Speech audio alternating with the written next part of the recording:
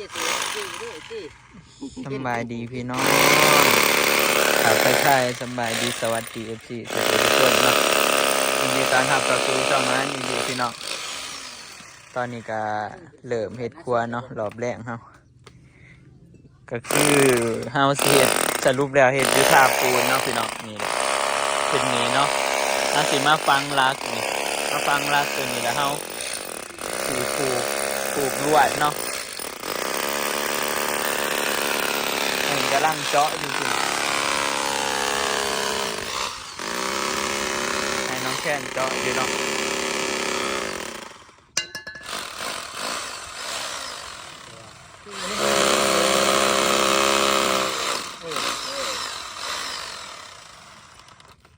สีบังคับมัน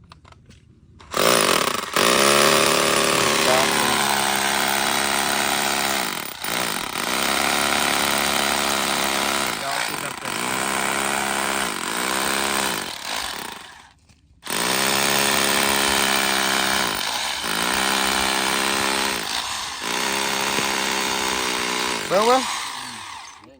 กูเจาะนี่แกใช่กูว่าประหยัดหนักน้ำปูนประหยัดน้ำไปน้ำปูน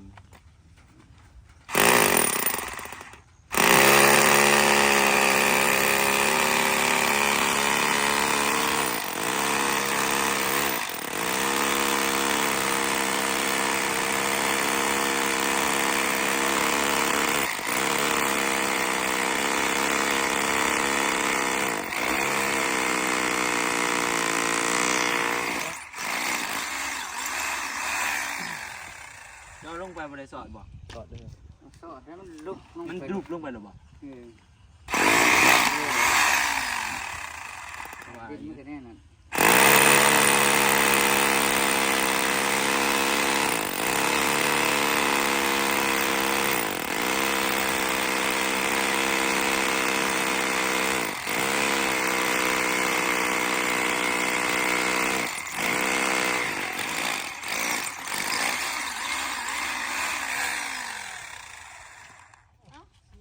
ก็เอาลุ้นเนาะ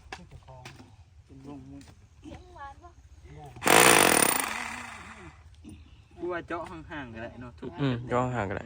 มันถี่หัว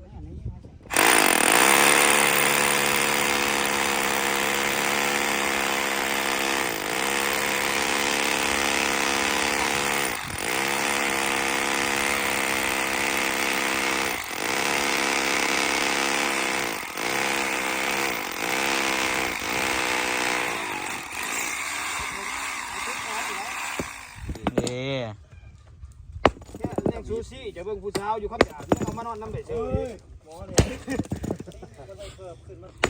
มาแข่งกันว่าเอาความจริงมาว่าดินี่นัวมัน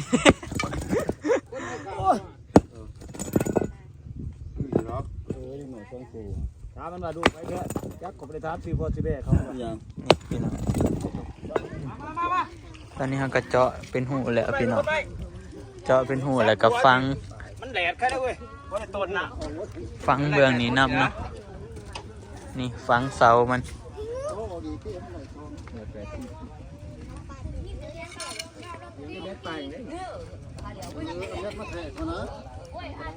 ฟังเสามัน2 เสาพี่น้องเป็นเสาผูกสลิงเนาะเดี๋ยวเราสิขามไปฝากนั้นน้ำพี่น้องขามไปคนใหม่น้ำเนาะแบ่งหน้าที่กันเพราะว่าคนร้ายเนาะพี่น้องเฮาก็ต้องแบ่งหน้าที่กันเฮ็ดเนาะเฮ็ดอยู่ฝากนี้แน่เนาะเฮ็ดอันนี้แน่แล้วก็ขามไปฝากนั้นน้ำไปคนใหม่น้ำเนาะแบ่งหน้าที่กันแนวใดเบี่ยงมันสำคัญแนวมันอันนี้ก็ให้ผู้ใหญ่เป็นเฮ็ดอยู่นี่วางแผนเนาะว่าเฮ็ดจะได้จังได๋หั่นนะเฮาก็ไปคนใหม่ขาเพิ่นปะคืนที่แค่ไปหาคนไหนยังอีก2 คน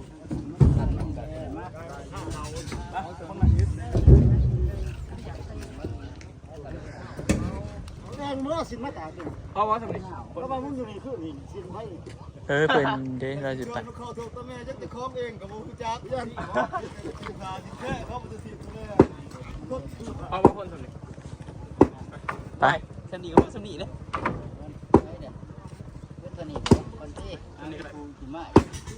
เตี้ยเลยสิ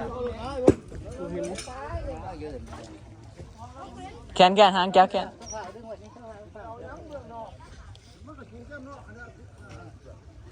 ไปคนใหม่ผักนะคือเก่าพี่น้อง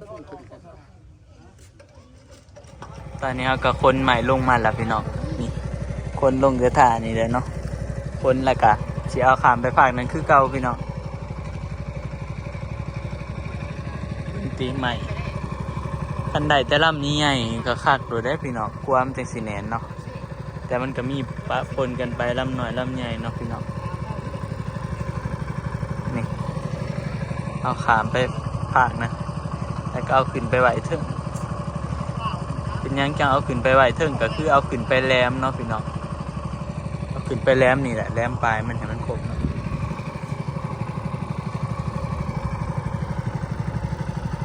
เอาขามแล้วก็ค้นขึ้นคือเก่าพี่น้องค้นขึ้นบัดนี้พี่น้องดึกอามดึกแค่ลงมาแค่ดึกโอ้ขยันแบบนี้แต่ว่าดึกแค่ดึกไปลง ดึกมาลุง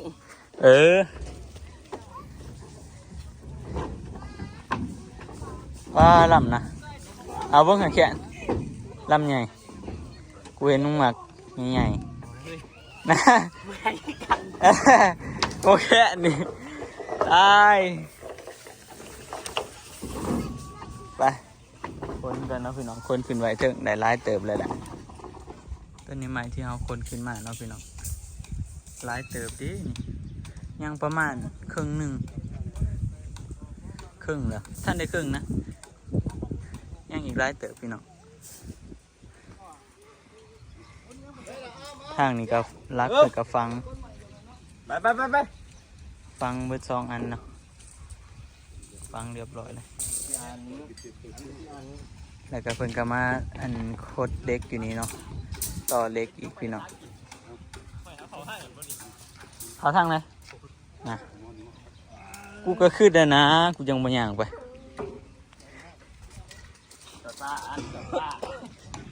โอ้วิธีต่อเล็กใส่ต่อแบบตอม ก็แบบมันเวียดนามบอกจับด้วยพี่น้องด้วย โอ้ วันนี้วันไหนวันนี้ ไปลง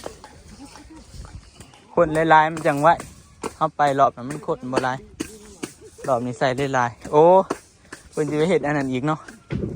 ไปเฮ็ดรักเบื่อไหนอีก ยากหาทิพย์ลับไล่กูสิกองทุก โอ้เบื่อ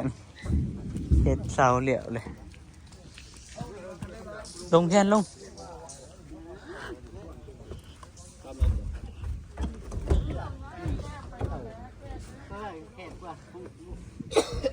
ไปเฮ็ดรักอยู่เบื้องนั้นอีก เขาบริจงอย่างว่าเขาบริจงพอดีเลย คนลงพี่น้องนี่สัตว์ดงเนาะสีเบิร์ดเด้พี่น้องยังอีกประมาณแถวหนึ่งเนาะพอดีเบิร์ดนี่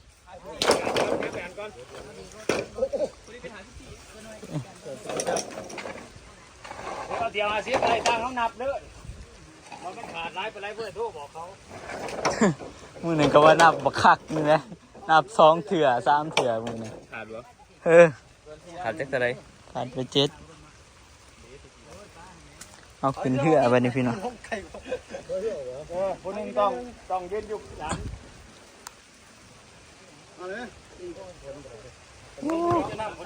ฝนตกพอดีพี่น้องโอ้มื่นได้เพราะว่ามันฝนตกดิถือกับขี่ตมมันนี่ทั้งมื่นคัก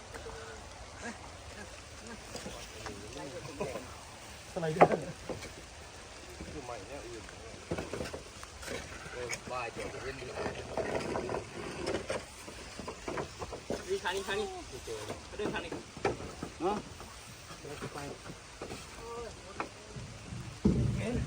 มาตะคนไหมเศร้าคนตกเศร้า ยั่วจิตหาย มันยั่ว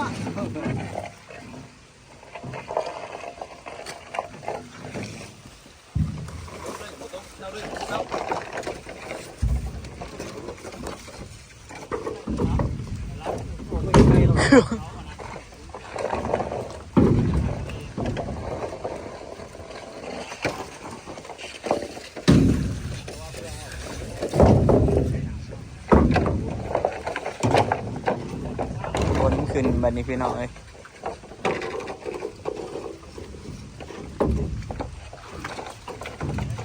ไปเดี๋ยวเอาคนใส่กันเอาพี่น้อง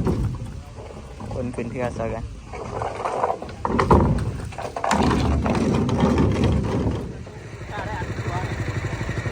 อันนี้เนาะพี่น้องเอาขาดมากเลย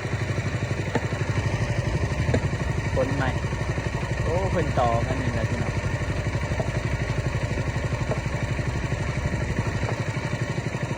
ดอกรักอยู่ภายในเนาะ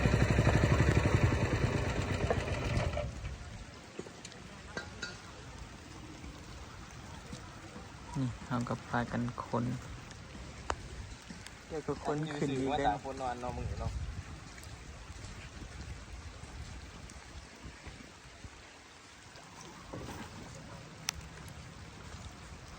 ฝากนะเพื่อก็เฮ็ดรักตอกรักตอกคือฝากนี่แหละพี่น้อง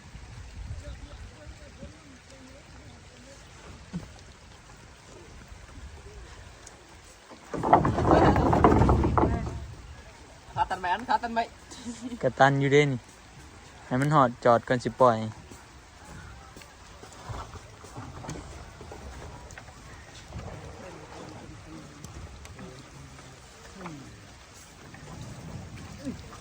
หอดแล้วนี่แค่นบ่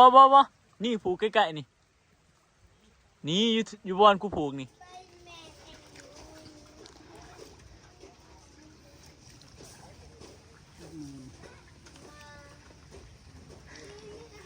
คนขึ้นเนาะพี่น้องสีแล้วแหละดึกแค่นดึก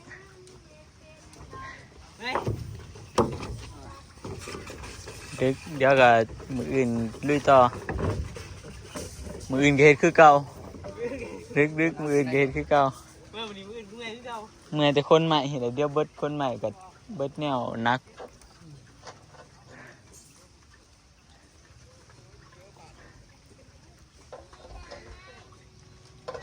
คนขึ้นไปไหวเพิ่มแล้วก็ยังอีกแถวหนึ่งนะไปอีกแถวหนึ่งกับใหม่กับเบิดทางเทิงเพิ่นกันยังอันนี้อยู่ต่อเล็กอยู่พี่น้องต่อเห็ดอันนั้นเนาะเห็ดแทนสลิงกันที่ใส่สลิงเล็กแห้งเนี่ยพี่น้องก็เลยต่อเสือกนี้แทนเลยต่อเล็กก่อนต่อเล็กแทนสลิงเนาะ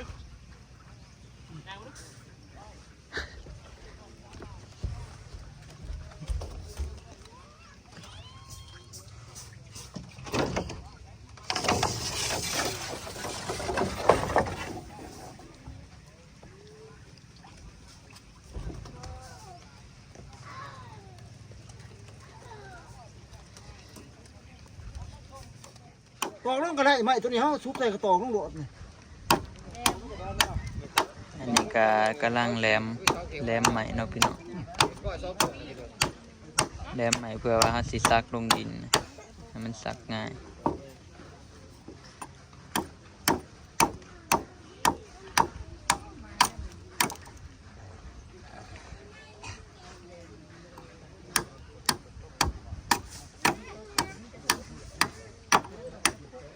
ได้ต่อได้เนาะใหม่เนาะลุงบอก โอ้ยต่อแล้วบ่ถึง มันเลิกเนาะถ้าบ้านเฮามันเลิกก็ต้องได้ต่อแล้วก็ซักลงมันจังถึงดินพี่น้อง2 ตัวไม้สังไผ่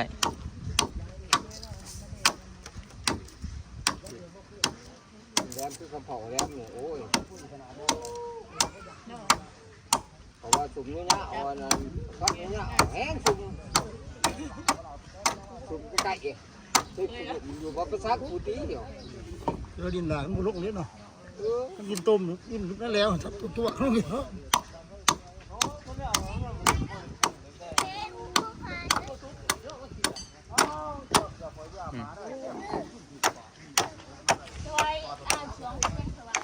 น้องเอ้ย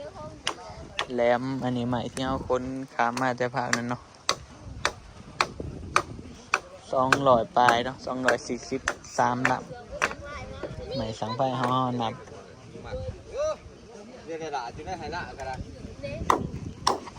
แล้วก็มีเล็กพี่น้องเล็กเป็นต่อเนาะเป็นต่อเล็กโคตรเล็กต่อเล็กอยู่เบื้องนั้นเนาะแต่เป็นเศร้าต่อเลยแหละพักผ่อนท่านึงก็แหลมใหม่แหลมมืออื่นพุ่นแหละพี่น้องสิได้เดิมซักเนาะมื้อนี้ก็เตรียมก่อนเดี๋ยวถามมาติดตามเบิ่งน้ำกันพี่น้องอันนี้ก็คือการเฮ็ดสะพานไม้ไผ่ตั้งแต่เริ่มแรกเนาะของหมู่บ้านเฮาปีนี้เบิ่งว่าสิเป็นแนวใดพี่น้องก็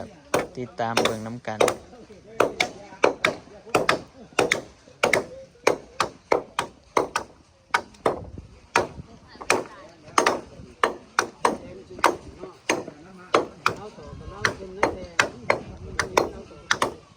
ขามมาผ่านมีดแล้วพี่น้องขามมาฟังรักเนาะมาคนใหม่เลยเห็นไหมอันนี้ก็เบื้องนี่ก็เฮ็ดใส่ท่าเฮือเลยพี่น้อง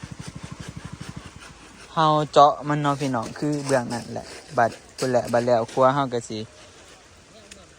เอาปูนมาใส่ขึ้นเอาเจาะเพื่อว่าฟังรักเสริมใส่กับท่าครัวเลยจังซี่มันก็คักเนาะพี่น้องมันก็แน่นดีหั่นนะแล้วก็ท่ามันก็สิสะดวกก็สิบ่มื่น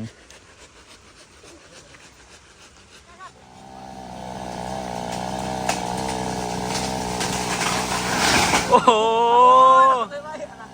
เรียบร้อยโซลาร์เซลล์5ไปเลยพี่น้อง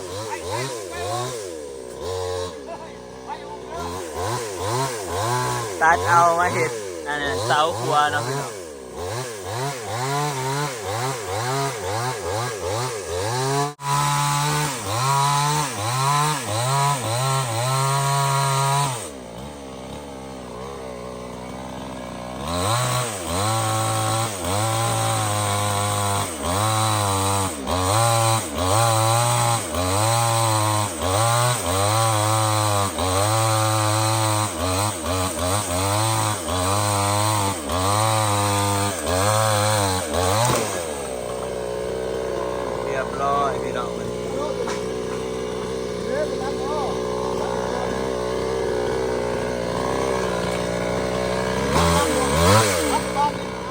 สุดท้ายแล้วแบบนี้พี่น้อง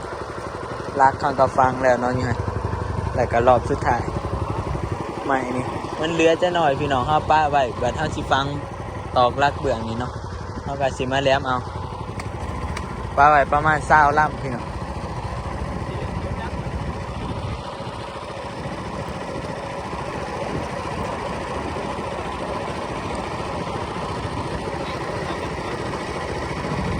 ยุ่มใส่บาทเดียวเลยเนาะมันนี่นักเด้จังสีนี่เอาขึ้นว่าลงมายุ่มใส่กันบาทเดียวนี่ไม่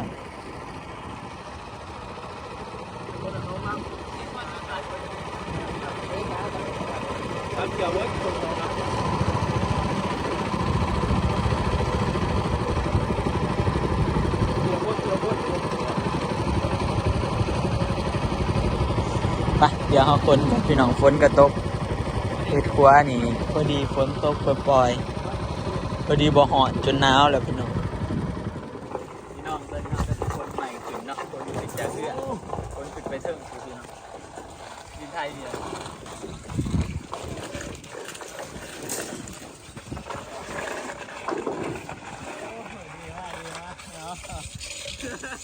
ดีมากแล้วแกเอาดีที่มือเกาะ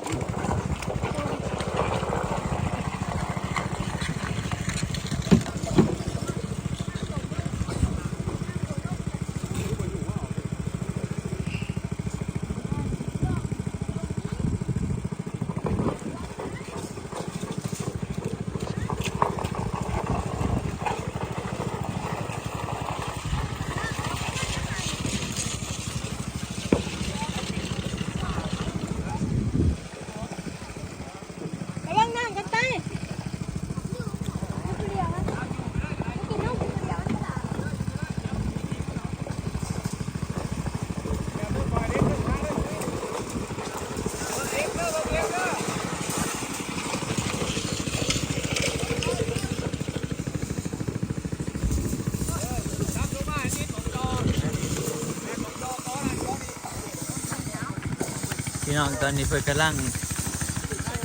อันนี้เล็กเนาะ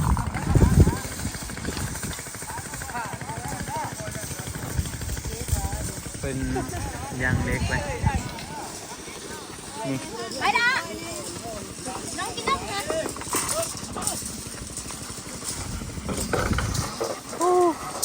เล็กบักย่าๆมึงไงพี่น้องเพิ่นต่อเนาะไป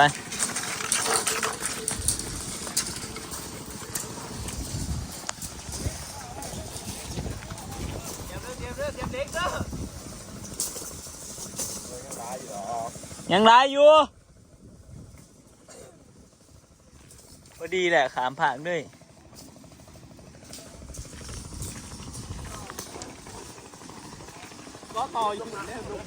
วิกอยังเดินนอนอยู่น่ะนี่แหละใส่เพียกเอามันจังนั่นขาด ใส่วัดปีวัดศาสตร์โดดเฮ็ดซ้ายเพียงโอ้พี่น้องขามไปฟังนะ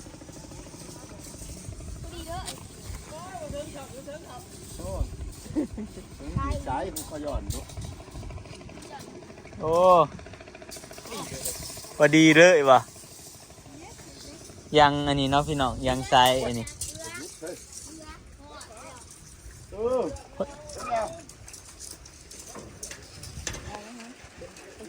เพื่อนสมีเขาต้องหนาม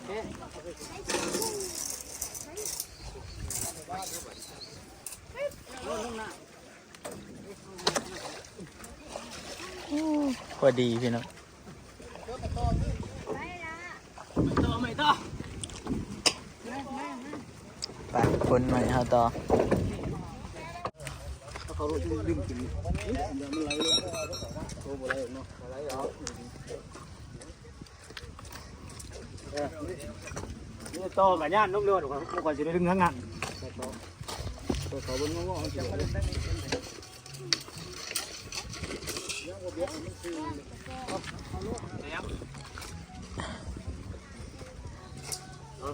ต่อไปพักตอนนี้เฮาดึงเสือกเนาะพี่น้องยางเสือกเนาะดึงขึ้นไปทางนี้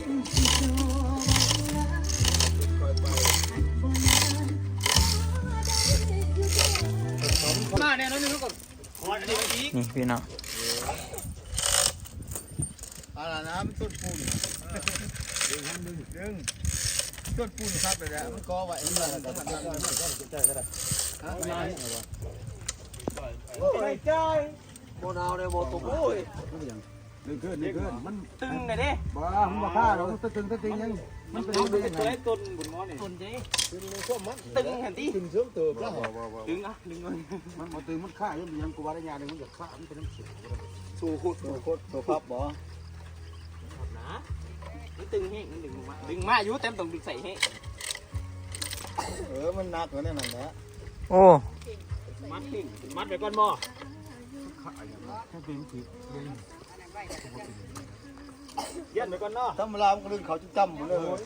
เย็นไปหนาวจังอันนั้นไม่ ดูพี่น้องเล็กเนาะ ยังพอดีแนวอันนั้นยับไปเท้าคุณ เก้าเด้จะสิดึงนี่ยับขึ้นแล้วเนาะเอากระยับดึงแล้วถือ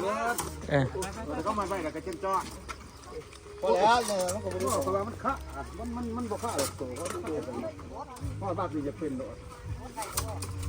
โอ้เจ้าอันนั้นนะฮะ ว่าแต่มันเข่งมันอยากเป็นนะ ปัดนะปุ๊บมัน ถือถือจักมันขาดมันถือจัก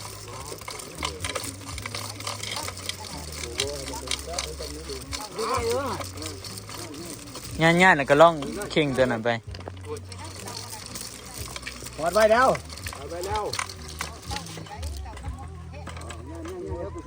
เพิ่นสิยัดเตาไปวะเนี่ย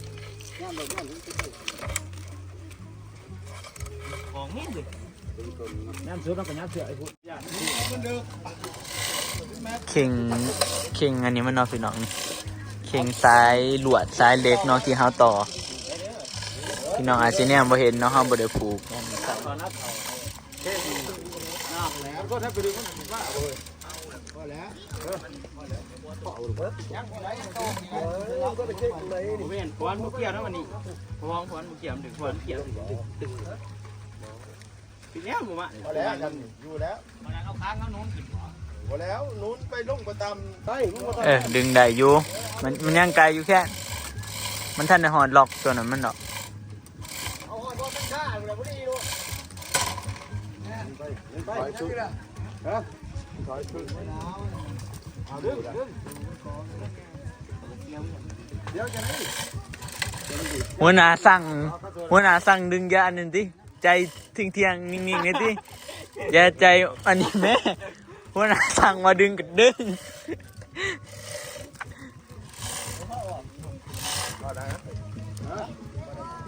พ่อบอกพ่อแล้วเพื่อกันน้ำ นี่พี่น้อง ไหนๆมันก็โอ้ไปขึ้นฮอดไปไว้แล้วนะหัว พี่น้องถือว่า เข่งเอาทุกวัน เฮาพอเลยเนาะความเข่งมันคันเข่งหลายเฮาหยาดมันขาดหรือว่ามันหลุดนั่นนี่ เดี๋ยวเกิดให้ เฮาใส่อันแม่แห้งอันนั้นดึงเฮาบ่ได้ใส่สลิงเลยพี่น้อง ไปแล้วลูก สลิงมันสิแพงหั่นนะ จะมาพอแล้วพอแล้ว คันเป็นสายสลิงโลด ย่านเรื่อง ตัดใส่ตัด กินอันนี้ของพ่อปูวิ เอาเลยลงเลยแม่ไปวะ ตอนนี้ก็พักเลยเนาะพี่น้องพักตอนแรกเลยเนาะเฮาก็เฮ็ดเวียกอันยางซ้ายอันนั้นซ้าย